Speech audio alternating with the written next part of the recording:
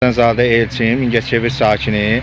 Buradan müraciətim Mingəçevirdə mənim kimi yüzlərlə, daha doğrusu mindən çox işçinin ixtisar olunacağı ilə bağlı xəbərlər dolaşmaqdadır. O problemi mətbuata çatdırmaqdır. Demək, Mingəçevirdə könüllü ixtisar qalmaqalı işçilər təzyiqlə üzləşib. Mingəçevir Şəhər Yaşıllaşdırma, Sanitar Təmizlik və Mənzil Kommunal Təsərrüfat İstehsalat Birliyində kütləvi ixtisarlar qanunsuz üsullarla həyata keçirilir. Qurumda çalışan nəzarətçi, dalandar və fəhlələr iddia edirlər ki, rəhbərlik onları kompensasiyasız işdən çıxarmaq üçün məcburi ərizə yazdırmağa çalışır. məlumat üçün bildirim ki, bizim Mingəçevir Yaşıllaşdırma və Sanitar Təmizlik İdarəsidir, Kommunal Təsərrüfat İdarəsidir, JEK-lərdir, icra hakimiyyətinin orqanlarıdır, yol hərəkəti elektrik idarəsidir, müxtəlif idarələrdir. Hamısı birləşdirilib, orada işləyən minlərlə işçilərin ixtisar olunması deməli ayın iyulun 1-nə qədər başa çatmalıdır. Mən də buradan bildirirəm ki, mən 1 ilə yaxındır ki, Mingəçevir Yaşıllaşdırma və Sanitar Təmizlik İdarəsinə işə düzəlmişəm. Heç 1 ildir işləyirəm, mən ixtisara düşmək təhlükəsindən üzləşmişəm.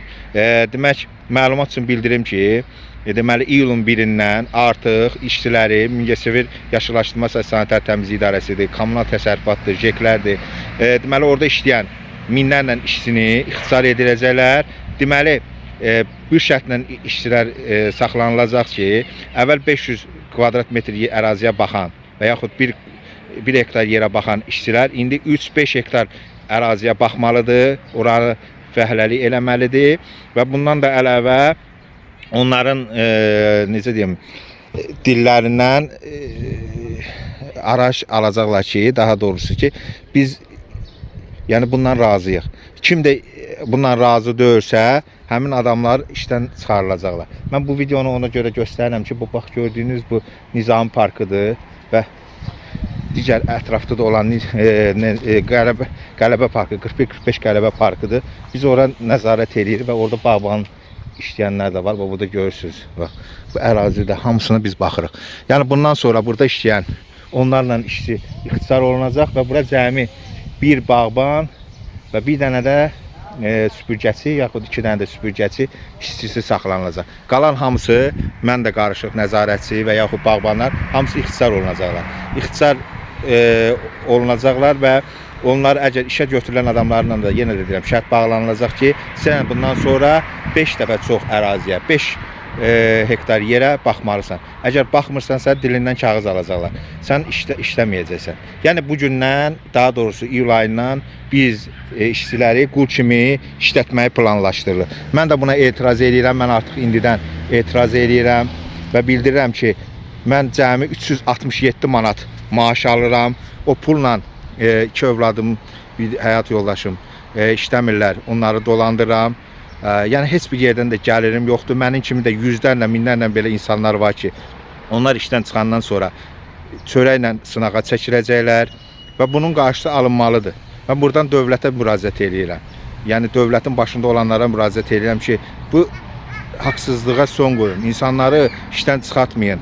Yəni biz nə maaş alırıq ki, 400 manat da maaş almırıq. Sən bizi niyə işdən çıxardırsan? Bəs bizim aləmiz deyir, o tısbağanı öldürdün və yaxud tərsinə çevirdin. Fərqi nədir? Sən bizi işsiz elədin və bizi öldürmək kimidir səndə. Yəni hamısından da, icra hakimiyyətindən də, digər orqanlardan da soruşanda deyirlər ki, biz heç nə bilmirik, ayın 25-i dəqiqləşəcək. Amma bir şey dəqiqdir ki, işçilər ixtisar olunacaq.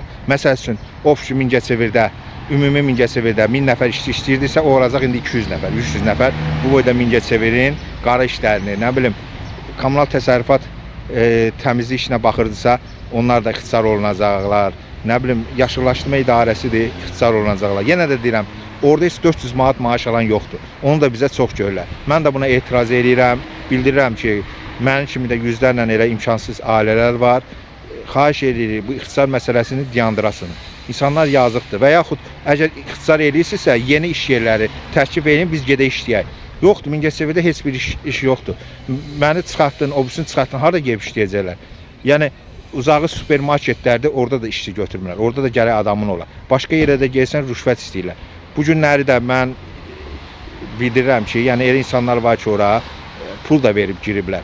İndi onlar da ixtisara olunurlar. Yəni belə olmaz. Belə özbaşınalığa son qoyulmalıdır. Mən buna etiraz edirəm və dövlətdən xahiş edirəm ki, bu məsələyə son qoyulsun və mətbuata da müraciət edirəm ki, bu məsələni ictimaiyyətləşdirin.